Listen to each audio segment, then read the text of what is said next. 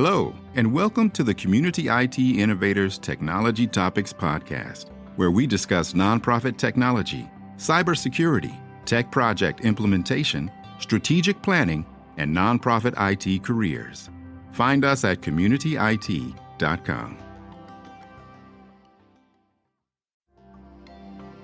Thank you for joining Community IT for this podcast, Part 1.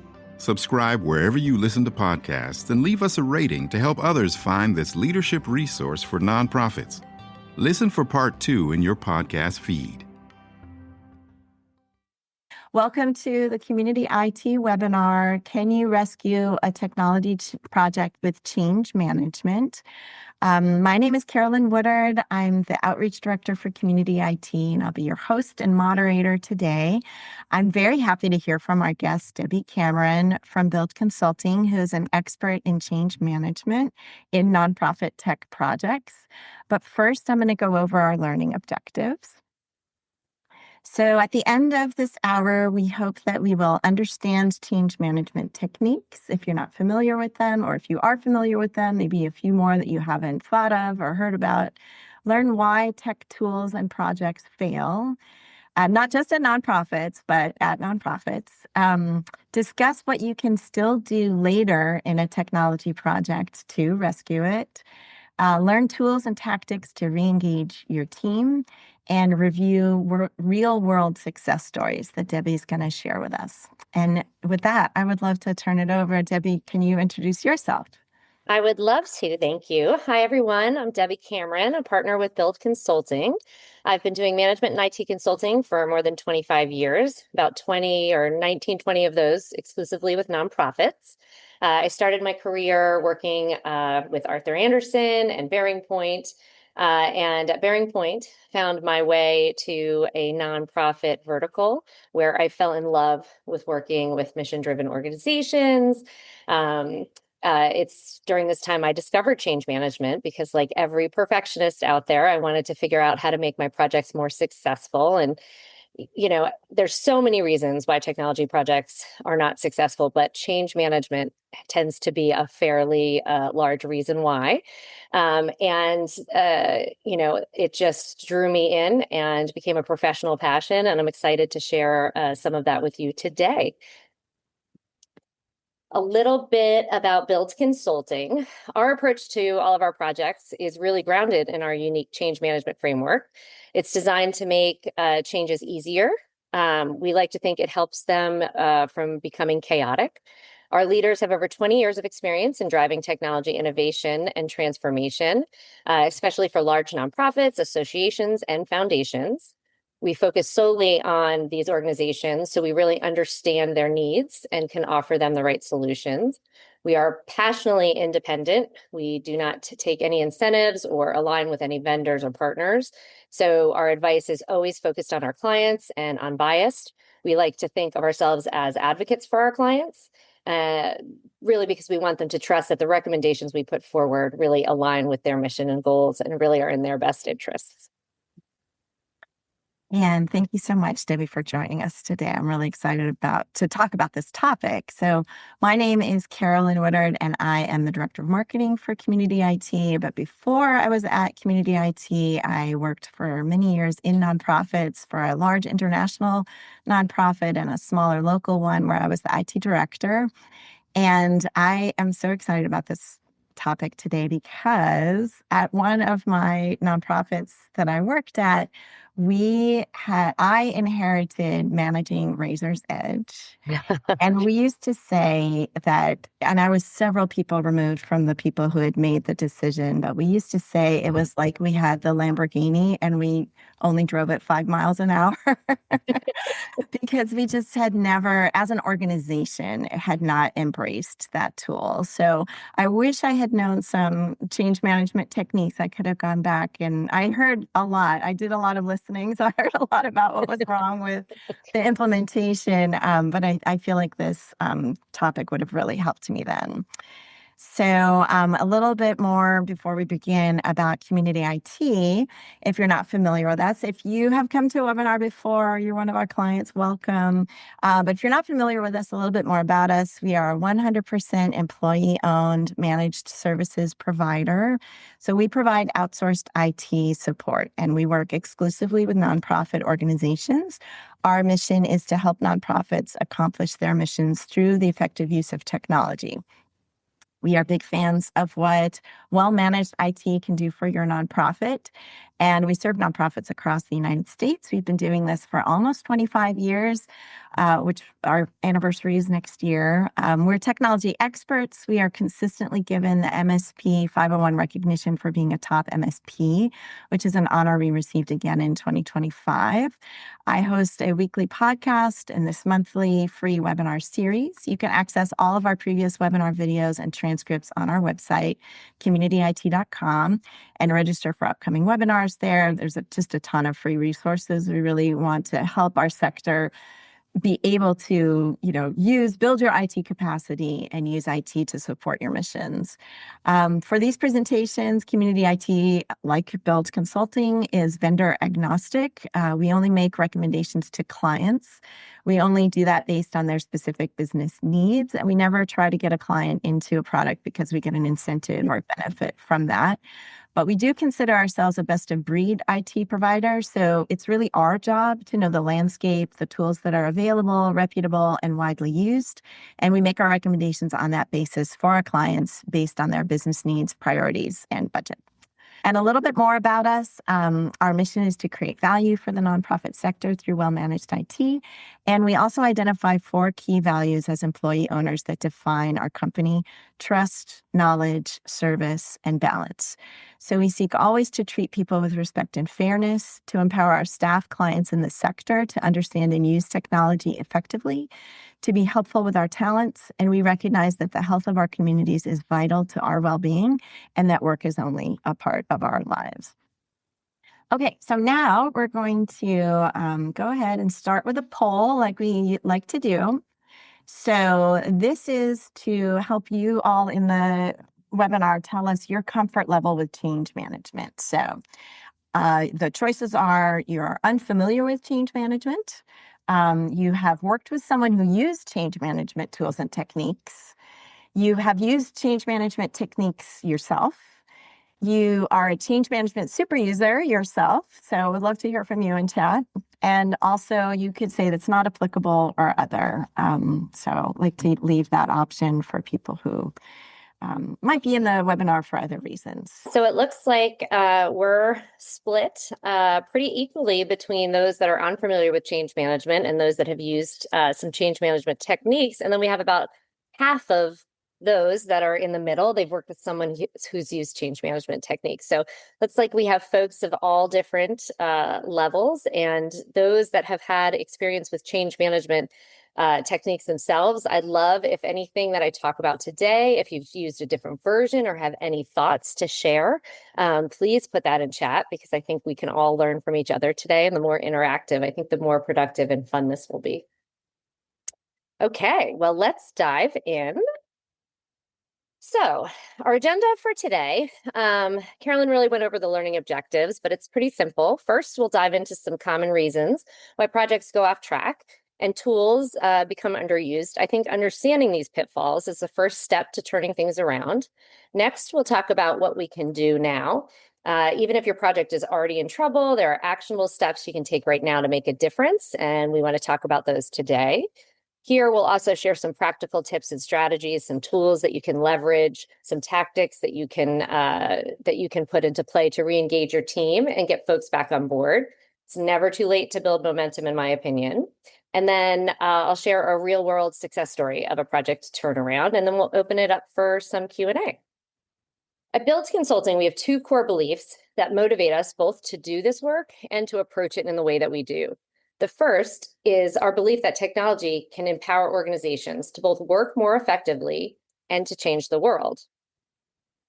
The second is that technology fails so often because we treat it like a baseball field in Iowa. We think if we build it, people will come.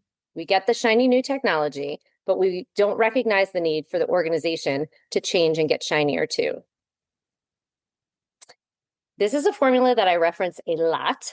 And in fact, if you've ever attended a webinar I've given, or if you've worked with me in the past, you've likely seen it. And that's because I think it really drives home the point, and it seemingly never gets old for folks because everyone has lived a version of this.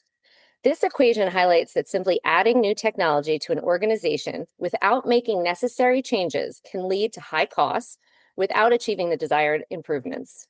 It's crucial to align the technology strategy with your organizational strategy and find the right things to add to the formula that will make the outcome a transformed organization, because that's critical to your success. And it's really why we're putting the time and resources into the project to begin with. That's the outcome we're trying to achieve.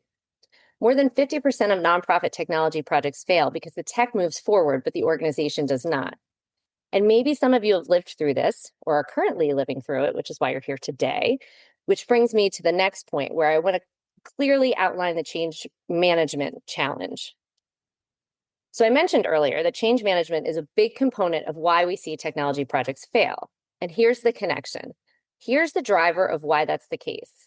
A good deal of the failure rate of technology projects is related to the fact that we simply do not do a good job of anticipating the effect of these projects on the people they're supposed to help. When these impacts hit, we lose those folks. They may disengage, we lose their trust, and ultimately their willingness to adopt or champion the change that we're trying to implement, turning what could have been a transformative initiative into a missed opportunity. And as a result, we don't get the return on investment we hoped for. And in a lot of cases for the clients we work with, the organization has already introduced a large change without an appropriate level of change management. So we've already lost folks, and we're trying to figure out how to regain their trust and engagement on a new project. So what is change management? At Build, we like the definition by ProSci, which is a leading research and consulting company in the field of change management. And that definition is, change management is to prepare, equip, and support individuals to successfully adopt change. You will notice it does not say guides how we make people happy on a project. It's a frequent mistake about change management. Change management isn't about making everyone happy. It's about making everybody ready for the change. It's about making everybody feel supported. It's about making everybody feel like they have a voice. When we start working with a lot of our clients, we find the culture supports the following statement. If you have emailed it, you have changed it. And if that's not it, what should change management look like in an organization? We at Build believe it's a concurrent work stream to any project, and it can be done by an internal resource or by a consultant. But what we feel strongly it cannot be is the side job of somebody who's managing the technical change. Oftentimes, there's a technical project manager focused on executing every aspect with the project: budget, timeline, resources, action items, risks, issues. It's a lot to ask one person to do all of that. And oh, by the way, also focus on change management. So all that said, we still get a lot of questions from folks. Do I need change management? And that the big test is, if you're asking folks to adjust their behavior, then you need change management. And perhaps today, what if I'm into a project or I'm live? We're here today to figure out what went wrong, and we didn't leverage change management. Well, what do? Let's be honest. Many of us don't start with change management, not because we don't care, not because we didn't want to, but we were overwhelmed, we were under-resourced, or simply didn't know where to begin. And that's okay, you're not alone. We've worked with countless organizations who launched major initiatives without a change management plan. It shouldn't be considered a failure, it's just a reality. But the good news is it's never too late to introduce change management. Even if your project is mid-flight or already live, you can still turn things around. Why this matters now is because if your project is struggling, it's often not because the technology is broken. It's because the people impacted weren't supported through the change. So let's talk about what happens when change management is skipped. And again, this isn't to assign blame, it's reality. What we're trying to do is understand the patterns, because we know why projects go off track. We want to know how to fix them. So here's a great thought question. We'd like folks to contribute and answer in the chat. In a nutshell, what went wrong with your last technology project, or maybe what's currently going wrong with your technology project. And someone has said communication. I know when we asked this at registration, a couple different people said scope creep. A couple people had put in that the stakeholders weren't involved in the original putting the project together. Someone in the chat says culture. Someone has put in not everyone from the team uses the platform. So it sounds like the platform was the project and not everyone is using it. People having a hard time accepting change like that. I think we don't talk about that enough, but like there's real fear and anxiety around like, I know how to do my job now. How is my job going to change when the tool that I use changes? Adoption, culture, and process as well. Fear of the unknown. Yep, that's a good one.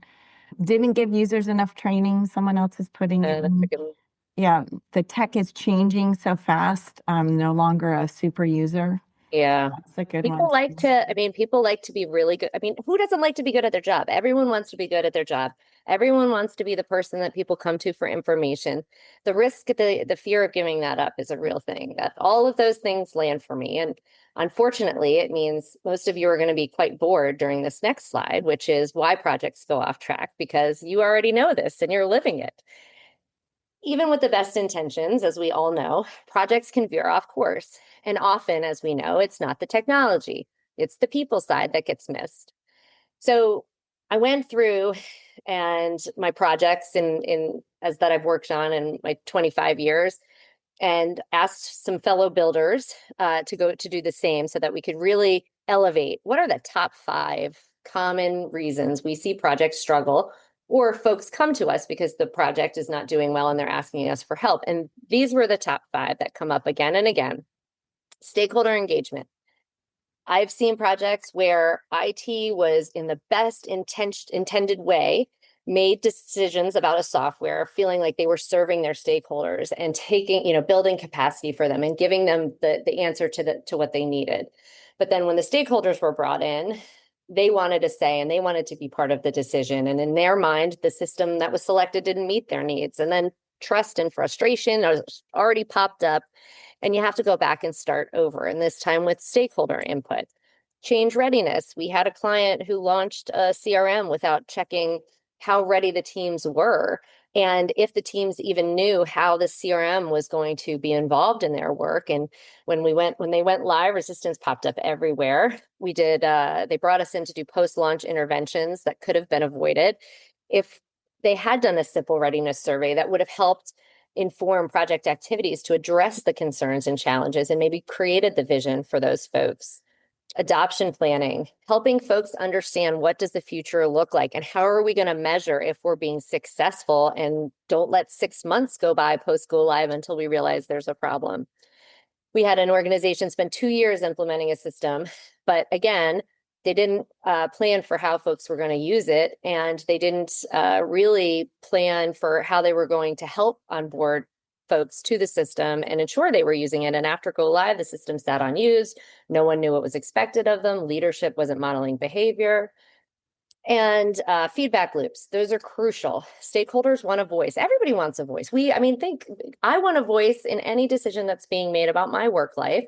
Projects that don't build in listening sessions or surveys miss the chance to adjust or hear folks' concerns so that they can be addressed. And then people feel unheard, and that leads to disengagement. And leadership alignment is a huge one. If leaders aren't aligned, the project team gets mixed signals. That causes confusion, and confusion can slow down everything. So just like you put in chat, you're like, we know this, we're living it. What can we do? It's never too late to introduce change management. You're probably going to hear me say that 10 times during this webinar. We can't go back and start over, but we can start now and change the ending. If your project is already underway or even live and no one is using the tool or struggling to use the tool, you can still make a difference. It doesn't mean you're stuck. Here's how to get things back on track. Create the vision. Clearly communicate where we are heading. What is the new world we are trying to work towards? Re-engage with your stakeholders. Go back to the people who are impacted. Ask them what's going on. You'll often find that they have ideas and energy, they just weren't asked. Assess readiness and/or sentiment. A quick pulse survey or a few listening sessions can uncover hidden resistance or confusion. Take the pulse of your team. Are they confused, frustrated, hopeful, unsure? This gives you a roadmap for where to focus your efforts. And maybe it's that person that doesn't want to lose the knowledge because they are central to their team. Let's coach them. Let's ensure we set them up to feel that way in the new world. There's coaching plans that we can develop and empower our managers and supervisors to help folks along, but we need to know that that's the problem so we can address it. Create a mini change plan. You don't need to start from scratch. There's frameworks you can borrow from Build. We have resources on our website. But really just sketch out a lightweight plan. What's the change? Who's impacted? How are we going to support them? What are our intervention techniques? Who owns those? And when are they going to happen? And then apply structure to adoption planning. Develop clear expectations and measurable outcomes to guide and evaluate user adoption efforts. So maybe you're now saying to yourself, I get it. I need to accomplish those things and I need to start now, but how do I accomplish those things? How do I create the vision? A great way to do that is to conduct a change vision session or use a change vision board to clearly communicate the vision of the new world. This tool helps everyone understand the change by outlining the current state, the future state, the case for change, the drivers for change, and the barriers we face, and an opportunity to brainstorm how we overcome those. How do we re-engage stakeholders? Utilize tools like the stakeholder matrix and listening sessions to bring people back into the conversation. These tools help identify who is impacted by the change and gather valuable feedback. How do we assess readiness and sentiment? Leverage a quick survey to check how people are feeling, how ready they are. How do they feel about what's going on today? This will give you insight to see where people are struggling, where they're ready, and where we need to put attention and focus. How do we create a mini change plan? Well, again, you're welcome to use Build's templates available on our website, but I'll also talk you through in a bit how to build one where, again, you're just focused on what's the change, what's impacted, what support they'll need, what support interventions make sense for this project, what support interventions make sense for our organization. Some folks won't attend an in-person or a virtual training, but put up some training videos and they're good to go. Some like job aids, some like printouts. You have to think through the ones that are really going to land for the folks that you're engaged with. It also helps you think through communications, cutover planning, training, support, change champion network. Support structures are so important because they help people succeed in the new world. There's tools like office hours, job aids, sustainment plans. As the goal is to really make sure people know where to go for help. And then finally, how do I apply structure to adoption planning? Develop an adoption plan. This will help define clear expectations of use as well as of leadership modeling, lots of different things, so folks know what's expected of them. And it will define measurable outcomes so you can track if those things are happening and plan interventions if they're not. This plan will really help guide and evaluate the user adoption. So digging in, again, a great place to start is with the vision. Where are we going? Do folks need help seeing that? What I really, really like to do, this is one of my favorite change management exercises, is using a virtual whiteboard or a real whiteboard, if you're able to be in person, use it for this exercise. And what we're doing is we're really creating a visual framework that shows what's changing, how it's changing, and kind of mapping out a roadmap for the journey to where we get from where we are today to where we want to be. So we outline the current and future state. We clearly explain, okay, this is where we are now. Over here, this is where we want to be. So you can see that kind of what we need to do. We're at the boarding point. What does the destination look like? Create transparency by being open about the drivers and the case for change. Let everyone know why this change is happening, why it's happening now, and why it's important. And most importantly, acknowledge the challenges. Talk about the obstacles we might face and how we can overcome them together. It's important to address any concerns and show that we have a plan to tackle them. When we openly discuss the obstacles we're facing and explore solutions together, it creates a shared ownership. That sense of investment can inspire greater motivation and collaboration to help us move forward. And all of that means engagement. And that's what we need to be successful. We had a client, the organization brought us in because their Salesforce solution wasn't working for them. Adoption was low, the impact was limited. When they came to us, we suspected the issue was not the solution. It wasn't Salesforce. We thought it was rooted in change management and stakeholder engagement. And while we did identify some configuration improvements and some things that we could do to enhance the solution, we realized it was really a change management project.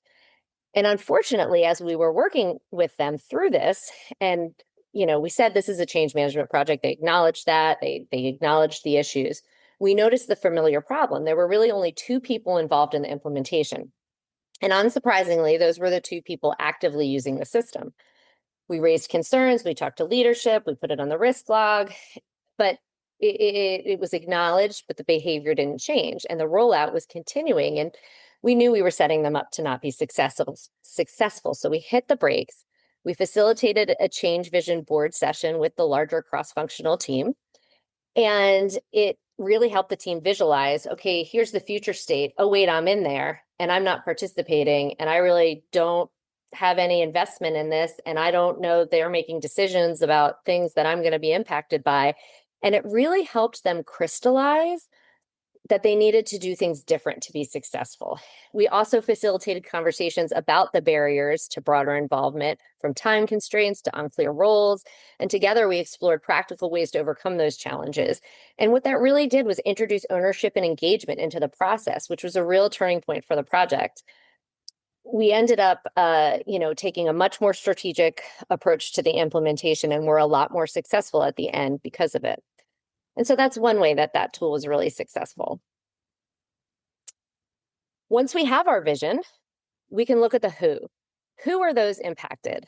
Let's start by mapping out who's impacted by this change. I like to use the stakeholder matrix to do this because it's easy to overlook people. And a stakeholder matrix really makes you sit down and focus and look at everybody who's involved.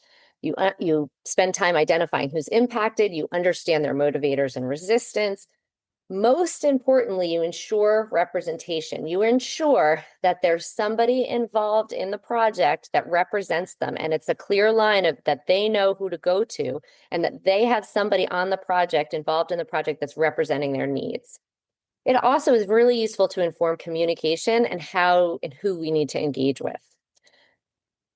We had a client, it was a arts and cultural, and they rolled out a new ticketing system, but they did not involve all roles in the selection and the initial design of the tool. When this client reached the testing phase, they began involving all the roles that had to touch the system upon go live. And needless to say, it did not go well. That's when they reached out to us. And again, they reached out to us saying, we've implemented this ticketing system, and apparently it's not going to work for us. Staff claimed that the system was not designed to work for them and believed it couldn't be fixed. They believed there's no way that this, one of the best in breed softwares, could work for them because it just couldn't, it could not meet their needs at all. So the organization reached out to us, asked us to help re-engage stakeholders, try to build trust, frame it as change management. And of course, the core issue wasn't the system. The system could meet all the needs. Yes, there were some tweaks that we did to configuration, but it was really about that key voices hadn't been included in the implementation, and they didn't understand how the system worked, and they didn't understand that folks were making decisions thinking about those processes, and maybe they don't have the deep knowledge that these folks have, but they were represented in the process, but it wasn't communicated or told or anything like that. So we developed a stakeholder matrix to ensure we had the lay of the land of everyone that was going to be impacted by the system, and made sure that we brought them, or really a representative that they were well aware of, to the table. We conducted a design validation exercise with those previously excluded. Again, we did have to make some minor configuration changes, which actually went a long way, because then they got a little validation that, like, yes, I did have to be brought to the table. But the system was really already capable. They just hadn't seen it. They hadn't been involved. They hadn't had a voice. So we reinitiated testing. This time everyone had already, been part of a design revalidation. They were ready for testing. The process moved forward smoothly. And it was a big lesson learned for the organization on what to do next time. Because really, there's a lot of battle of like, how inclusive are we going to be on this project? Because we want to be nimble and we want to move quickly. But unfortunately, it doesn't mean we have to include everyone. Everyone just has to be represented and know how they're represented, because inclusion is not optional. It's essential for adoption and success. And once we know who are impacted, let's listen to them. This is a great way to reach the folks beyond the project team. So the project team or those involved in the project are representatives of a larger stakeholder group. A way to reach those stakeholders groups are listening sessions. We can learn, what do they need? We can use listening sessions to give them a voice. It's really important to not approach listening sessions as a checkbox to be checked off as part of the process, because they have to rebuild trust, and there has to be authenticity seen in the way we conduct them. We need to show that we care about the concerns that are being raised, and that it's not just what project leadership should think should happen. It's really about seeing things through your team's eyes. Their feedback helps us understand what's really going on from their perspective, because empathy goes a long way. When people feel heard, they're more likely to get on board. I like to ask questions like, what's helping you now? What's getting in your way? That's how we find out what they need to help move them forward. I also really like the trick of putting a QR code in the listening session, facilitation presentation. And I put 3 sample questions. And I think 3 is appropriate, no more than 5, because you want folks to be engaged in the session. But I put 3 sample questions that you can use. And it just lets folks share feedback right in the session. You reach some of those folks that won't complete a change readiness survey. And it really allows everybody's voice to be front and center. Can I just jump in quickly, Debbie? Please. A couple of questions about that, about listening sessions, because in some of my past roles, I have had the feeling that sometimes leadership can be afraid to do that type of a session, because what if it comes up with like 20 good things that would help make the tool work better, and you can't do all 20 things? So can you talk a little bit about how do you handle that, like the expectations of the people that you get to come to the listening and tell you what's working and what's not working versus what you are going to be able to do to address their concerns? It's a great question, because inevitably things are going to come up. And, one thing that I think came up in some of our answers to the registration was scope creep. And what a way to invite scope creep when we let everybody start suggesting, well, I wanted this, or I thought it would address membership and we're not going to get that. And what about our volunteers? I didn't hear volunteer management.